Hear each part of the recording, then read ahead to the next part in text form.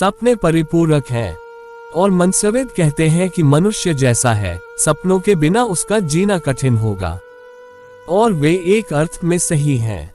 जैसा मनुष्य है, सपनों के बिना उसका जीना कठिन होगा। लेकिन यदि तुम अपना रूपांतरण चाहते हो तो तुम्हें सपनों के बिना रहना होगा। सपने क्यों निर्मित होते हैं? सपने कामनाओं के कारण निर्मित होते हैं। अतृप्त कामनाएं सपने बन जाती हैं। अपनी कामनाओं को, वासनाओं को समझो, बोधपूर्वक उनका निरीक्षण करो। तुम जितना उनका निरीक्षण करोगे, वे उतनी ही विलीन हो जाएंगी। और तब तुम मन के जाले बुनना बंद कर दोगे, तब तुम अपने निजी संसार में रहना छोड़ दोगे। सपनों की साझेदारी नहीं हो सकती है। दो घनिष्ठ मित्र भी एक दूसरे को अपने सपनों में साझेदार नहीं बना सकते। वे एक दूसरे को अपने सपनों में आमंत्रित नहीं कर सकते। क्यों? तुम और तुम्हारा प्रेमी दोनों एक ही सपना नहीं देख सकते। तुम्हारा सपना तुम्हारा है, दूसरे का सपना दूसरे का है। सपने बिल्कुल निजी हैं, वैयक्तिक हैं। सत्य उतना निजी नहीं है, केवल पागलपन निजी होता है। सत्य सार्वभौम है, तुम उसमें दूसरों को भी साझेदार बना सकते हो। लेकिन सपनों की साझेदारी नहीं हो सकती, वे तुम्हारी निजी विक्षिप्तताएं हैं, वैयक्तिक कल्पनाएं हैं। तो फिर क्या किया जाए? एक व्यक्ति दिन में इतनी समग्रता से जी सकता है कि कुछ भी अवशेष न रहे, कुछ भी बाकी न रहे। अगर तुम भोजन कर रहे हो तो समग्रता से भोजन करो।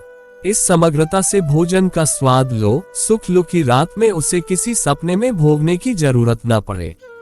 अगर तुम किसी को प्रेम करते हो तो इतनी समग्रता से प्रेम करो कि फिर प्रेम को तुम्हारे सपने में प्रवेश न करना पड़े।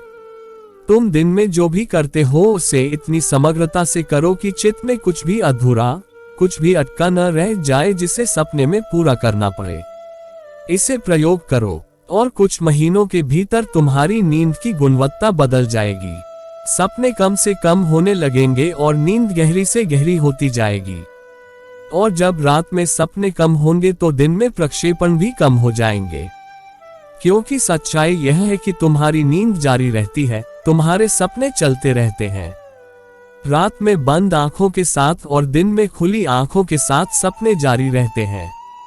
तुम्हारे भीतर उनका सतत प्रवाह चलता रहता है। कभी एक क्षण को आंखें बंद करो और प्रतीक्षा करो। तुम देखोगे कि सपनों की फिल्म लौट आई है, सपनों का कारवां चला जा रहा है। वह सदा मौजूद ही है, तुम्हारी प्रतीक्षा करता है। सपने वैसे ही हैं जैसे दिन में तारे होते हैं। दिन में तारे कहीं चले नहीं जाते, सिर्फ सूर्य के प्रकाश के कारण वे दिखाई नहीं पड़ते हैं। वे वहां ही हैं और जब सूरज छिप जाता है तो वे फिर प्रकट हो जाते हैं। तुम्हारे सपने ठीक वैसे ही हैं। तुम्हारे जागरण में भी वे भीतर सरकते रहते हैं। वे प्रतीक्षा में हैं, आंखें बंद करो और वे सक्रिय हो जाते हैं। जब रात में सपने कम होने लगेंगे तो दिन में तुम्हारे जागरण की गुणवत्ता और हो जाएगी।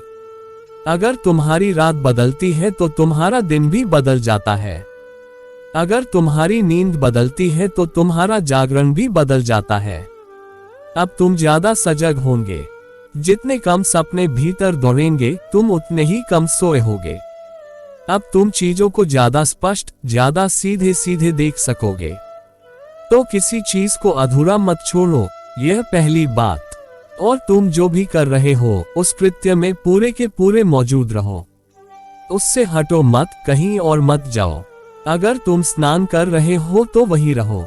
पूरे संसार को भूल जाओ, अभी यह स्नान ही तुम्हारा पूरा जगत है। सब समाप्त हो गया है, संसार खो गया है, बस तुम हो और स्नान है। स्नान के साथ रहो। प्रत्येक कृत्य में इस समग्रता से भाग लो कि तुम न तो उसके पीछे छूट जाओ, न उससे आगे ही चले जाओ। तुम कृत्य के साथ साथ रहो, तब सपने विदा हो जाएंगे। और जैसे जैसे सपने विदा होंगे, तुम सत्य में प्रवेश करने में ज्यादा समर्थ हो सकोगे।